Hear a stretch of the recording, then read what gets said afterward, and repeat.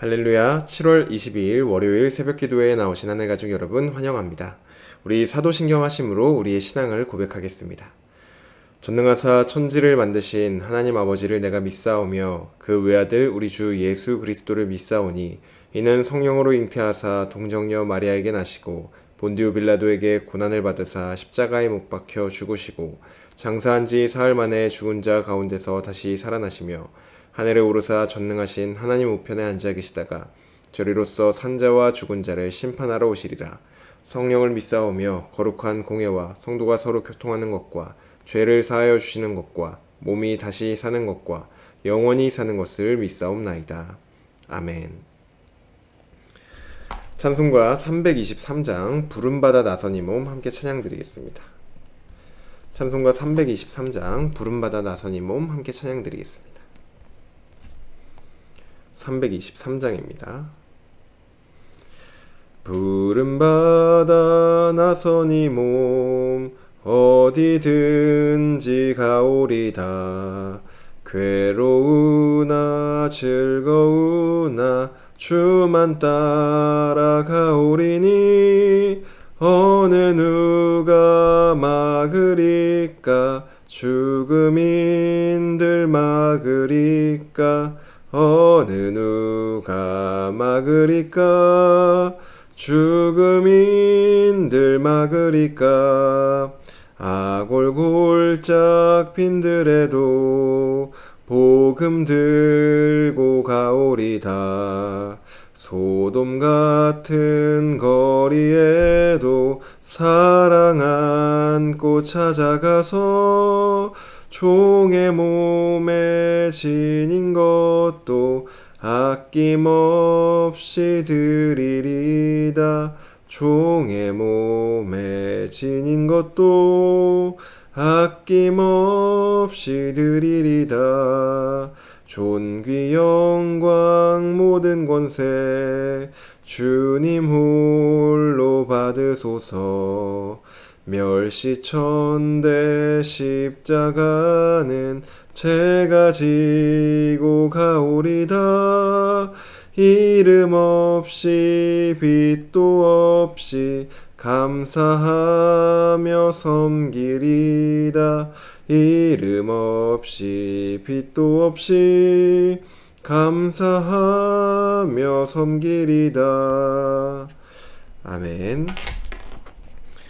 오늘 우리에게 주신 하나님 말씀 구약성경 예레미야 36장 1절에서 19절까지 말씀입니다. 예레미야 36장 1절에서 19절까지 말씀입니다. 제가 가지고 있는 성경으로 구약성경 1110쪽에 있습니다. 예레미야 36장 1절에서 19절까지 말씀입니다. 다 찾으신 줄로 알고 오늘 아침 우리에게 주신 하나님 말씀 함께 합독하도록 하겠습니다. 1절입니다. 유다의 요시야 왕의 아들 여호야김 제4년에 여호와께로부터 예레미야에게 말씀이 임하니라. 이르시되 너는 두루마리 책을 가져다가 내가 내게 말하던 날 곧 요시야의 날부터 오늘까지 이스라엘과 유다와 모든 나라에 대하여 내가 내게 일러준 모든 말을 거기에 기록하라. 유다 가문이 내가 그들에게 내리려 한 모든 재난을 듣고 각기 악한 길에서 돌이키리니 그리하면 내가 그 악과 죄를 용서하리라 하시니라. 이에 예레미야가 네리야의 아들 바룩을 부르매 바룩이 예레미야가 불러주는 대로 여호와께서 그에게 이르신 모든 말씀을 두루마리 책에 기록하니라. 예레미야가 바룩에게 명령하여 이르되 나는 붙잡혔으므로 여호와의 집에 들어갈 수 없으니 너는 들어가서 내가 말한 대로 두루마리에 기록한 여호와의 말씀을 금식일에 여호와의 성전에 있는 백성의 귀에 낭독하고 유다 모든 성읍에서 온 자들의 귀에도 낭독하라. 그들이 여호와 앞에 기도를 드리며 각기 악한 길을 떠나리라. 여호와께서 이 백성에 대하여 선포하신 노여움과 분이 크니라. 네리야의 아들 바룩이 선지자 예레미야가 자기에게 명령한 대로 하여 여호와의 성전에서 책에 있는 여호와의 모든 말씀을 낭독하니라. 유다의 요시야 왕의 아들 여호야김의 제5년 9월에 예루살렘의 모든 백성과 유다 성읍들에서 예루살렘에 이른 모든 백성이 여호와 앞에서 금식을 선포한지라. 바룩이 여호와의 성전 윗들 곧 여호와의 성전에 있는 새 문 어귀 곁에 있는 사반의 아들 서기관 그마랴의 방에서 그 책에 기록된 예레미야의 말을 모든 백성에게 낭독하니라. 사반의 손자요 그마랴의 아들인 미가야가 그 책에 기록된 여호와의 말씀을 다 듣고 왕궁에 내려가서 서기관의 방에 들어가니 모든 고관 곧 서기관 엘리사마와 스마야의 아들 들라야와 악볼의 아들 엘라단과 사반의 아들 그마랴와 하나냐의 아들 시드기야와 모든 고관이 거기에 앉아 있는지라.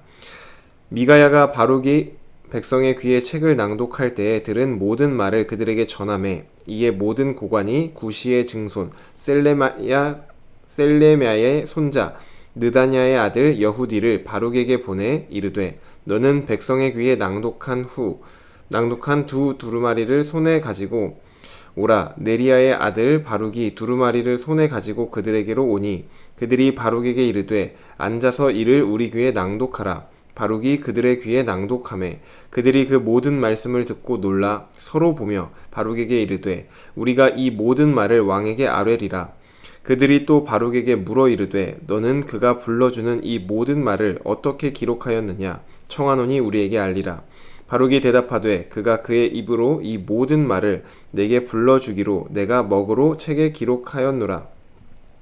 이에 고관들이 바룩에게 이르되 너는 가서 예레미야와 함께 숨고 너희가 있는 곳을 사람에게 알리지 말라 하니라.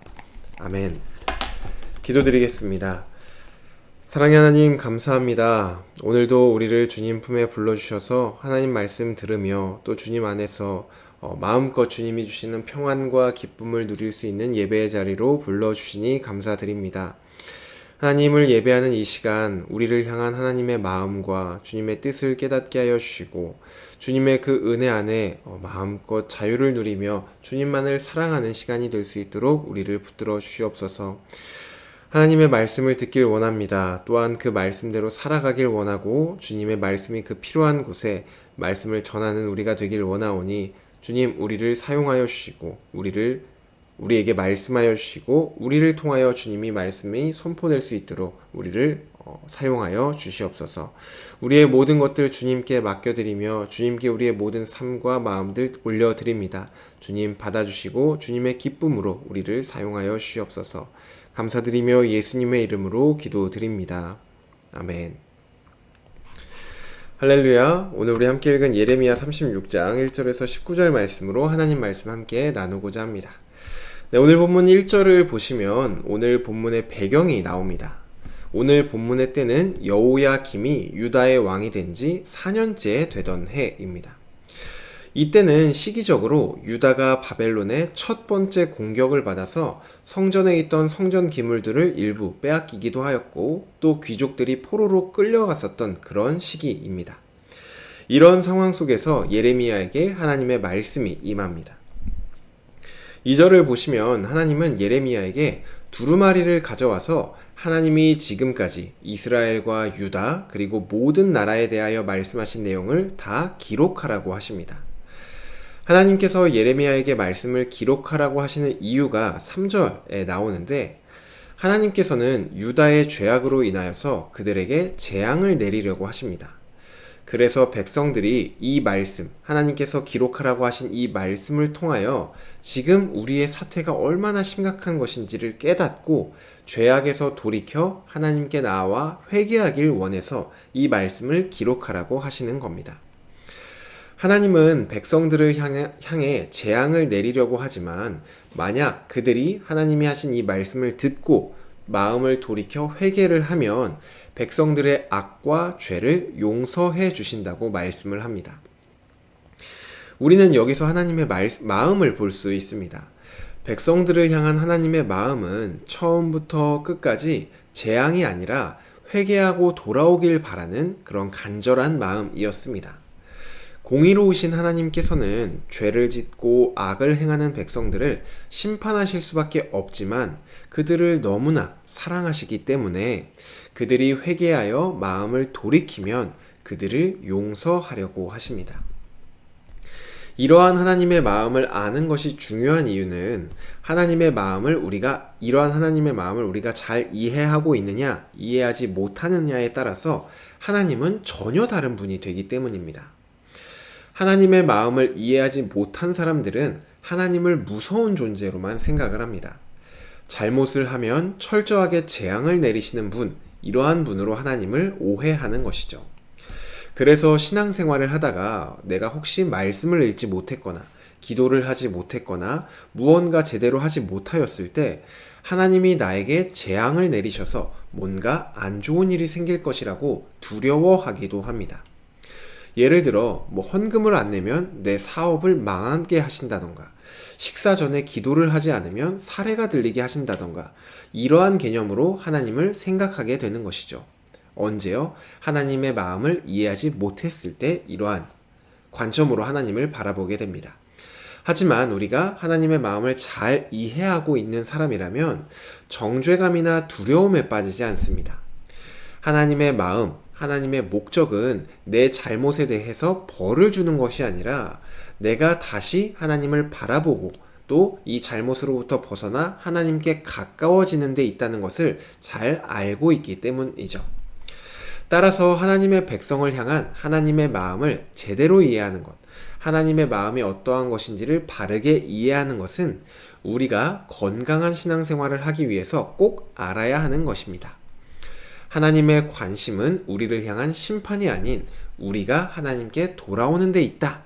이 사실을 꼭 기억하시고 나에게 어떠한 일이 일어나도 이 관점으로 그 일을 바라보시고 해석하는 저와 여러분이 되기를 간절히 소망합니다. 이러한 마음을 우리가 바로 이해하고 있을 때 우리에게 일어나는 일들을 바르게 건강하게 해석할 수 있는 그러한 시야와 관점이 생기기 때문입니다. 이러한 건강한 관점을 갖는 저와 여러분 되기를 바랍니다. 네, 이어서 말씀 계속해서 살펴보겠습니다. 예레미야는 하나님의 말씀대로 두루마리의 말씀을 기록하려고 합니다. 이때 예레미야는 본인이 직접 기록하는 것이 아니라 바룩을 불러서 자신이 말하는 것을 그 바룩이 대신 기록하게 합니다. 그리고 그 기록물을 가지고 성전에 갈 수 없는 자신을 대신하여서 금식일에 성전에 가서 기록한 말씀을 모든 백성에게 낭독하라고 말을 합니다. 예레미야는 백성들이 금식일에 금식을 하고 있을 때 이러한 하나님의 말씀이 선포된다면 백성들이 하나님의 말씀 앞에서 기도를 드리며 악한 길을 떠나 하나님께 돌아오겠다라는 것을 기대하였습니다. 그렇다면 과연 백성들은 예레미야의 기대대로 말씀 앞에서 하나님께 돌아오게 되었을까요? 그 내용이 9절부터 나옵니다. 물론 그 뒤에 내용은 내일 본문까지 살펴보아야 되겠지만 오늘 본문에서도 하나님의 말씀에 반응하는 것들이 나옵니다. 말씀을 기록하라고 하셨던 하나님의 말씀이 예레미야에게 임했던 지 1년 정도의 시간이 흘렀습니다. 9절을 보시면 오늘 본문 1절에서는 여호야김 왕이 유다를 다스린 지 한 4년째 되던 날 하나님의 말씀이 임했는데 9절을 보시면 이제 5년째 되던 9월에 모든 백성들에게 금식이 선포됩니다. 바룩은 예레미야의 말대로 성전 윗뜰 세문 어귀 곁에 있는 서기관 그마리아의 방에서 책에 기록된 모든 말씀을 백성들 앞에서 낭독을 합니다. 바룩이 낭독할 때 서기관 그마리아의 아들 미가야가 책에 기록된 말씀을 다 듣습니다. 그는 이 내용은 자신만 알고 있으면 되는 간단한 내용이 아니라 아주 심각한 내용이라는 것을 깨닫고 자신의 아버지와 왕궁의 고관들이 모여있던 곳에 가서 자신이 들었던 내용들을 다 전합니다. 그러자 고관들은 이게 예사로운 내용이 아니구나 라는 생각에 바룩을 불러와서 책에 적힌 말씀을 다시 한번 낭독하게 합니다. 바룩이 책의 내용을 모두 다 말하자 고관들은 그 말씀 앞에 두려워합니다. 그리고 이 모든 말을 왕에게 말씀드려야 되겠다라고 결론을 내립니다. 책에 기록된 말씀이 사실이라면 지금 이 사태가 여간 심각한 것이 아니기 때문입니다. 하루라도 빨리 온 백성이 마음을 돌이켜야 할 이 긴급한 사안이기 때문에 고관들은 왕에게 이 말씀을 알려야 된다고 생각을 합니다. 하지만 그들은 어느 정도 짐작하기로 왕이 이 말씀을 싫어할 것을 알았습니다. 그래서 이 말씀을 기록한 예레미야와 바룩이 혹시 해를 당할까봐 왕에게 가기 전 그들이 함께 숨을 것을 권합니다. 그리고 오늘 우리가 함께 읽은 본문이 끝이 나죠. 하나님의 말씀을 낭독하는 바룩, 그리고 말씀을 듣는 고관들에게 말씀을 전한 미가야, 그리고 왕에게 이 말씀을 전해야 된다고 말하는 고관들의 모습 속에서 우리가 배워야 할 것이 있습니다. 그것은 하나님의 말씀은 전해야 된다는 것입니다. 하나님의 말씀은 나만 듣고 나만 알고 있는 나의 소유물이 아닙니다. 하나님의 말씀은 계속해서 전해져서 흘러가야 합니다. 왜냐하면 우리가 앞에서 살펴보았듯이 하나님의 마음은 우리를 향한 심판이 아니라 우리가 하나님께로 돌아오는 것, 우리가 하나님께 가까워지는 그것에 있기 때문입니다. 하나님은 그러한 하나님의 마음을 담아서 우리가 하나님께 돌아오길 바라며 우리에게 말씀하십니다. 복음도 그러한 내용이죠. 하나님께서 예수 그리스도를 통하여서 모든 길을 다 준비해 놓으셨으니 너희는 회개하고 하나님께로 돌아오라는 것, 이것이 바로 복음이죠. 바룩과 미가야 고관들처럼 우리도 우리에게 주신 하나님의 말씀들, 그리고 복음을 사람들에게 전해야 합니다. 그렇다면 우리가 말씀을 전해야 될 대상은 누구일까요? 바로 말씀이 필요한 모두입니다. 오늘 본문의 고관들은 하나님의 말씀을 듣고 이 말씀은 우리끼리만 알아서 될 것이 아니라 왕이 반드시 들어야 한다는 결론을 내렸습니다. 하지만 그들은 왕이 이 말씀을 들어도 거절할 것을 어느 정도 짐작하고 있었죠. 그럼에도 그들은 이 말씀을 가지고 왕에게 나아갑니다. 그리고 왕에게 그 말씀을 전합니다. 우리의 전함도 바로 이러해야 합니다. 하나님께서 우리에게 전하라고 말씀하시면 상대방이 이 말씀을 들을까 듣지 않을까, 이것은 우리의 염려, 우리의 영역이 아닙니다. 우리가 고민해야 될 부분이 아니라 하나님의 영역입니다. 하나님께서 우리에게 전하라고 하셨다면 전하는 것까지가 바로 우리의 영역인 것이죠.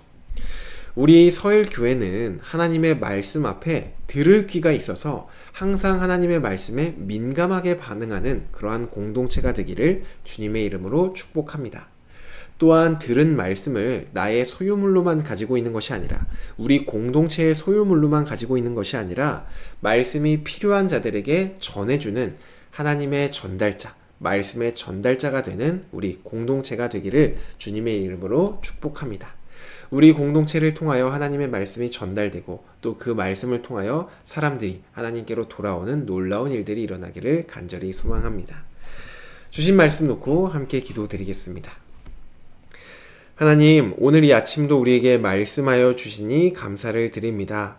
하나님, 우리를 향하신 하나님의 마음과 하나님의 뜻은 결코 우리의 멸망이나 망함, 우리의 심판에 있는 것이 아니라 우리의 마음을 돌이켜 우리가 가지고 있는 죄와 악과 그 모든 것에서 돌이켜 하나님께로 나아가는 그것에 있음을 우리에게 다시 한번 알려주시니 감사드립니다.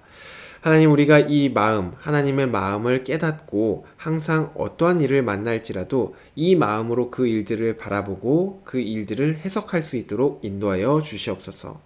또한 주님의 그 마음을 담아 우리에게 말씀하실 때 그 말씀을 우리만 갖고 있는 것이 아니라 하나님의 생명의 말씀이 필요한 자들에게 그 말씀을 전달하는 우리가 될 수 있도록 우리를 말씀의 전달자로, 말씀의 통로로 사용하여 주시옵소서. 그 일을 위하여 먼저는 우리 공동체에게 하나님의 말씀을 들을 수 있는 귀를 허락하여 주시옵소서. 또한 주님의 말씀을 민감하게 받아들일 수 있는 그러한 영적인 민감함도 허락하여 주시옵소서. 그리하여 주님의 말씀을 전하여 생명을 살리는 그러한 우리가 될 수 있도록 주님 우리를 사용하여 주시옵소서. 감사드리며 예수님의 이름으로 기도드립니다. 아멘. 네, 오늘 예배를 마쳤습니다. 오늘 하루도 주님의 말씀을 듣고 그 말씀 앞에 민감히 순종하며 말씀이 필요한 곳에 말씀을 전하는 저와 여러분 되기를 바랍니다. 오늘 하루도 승리하시길 바랍니다.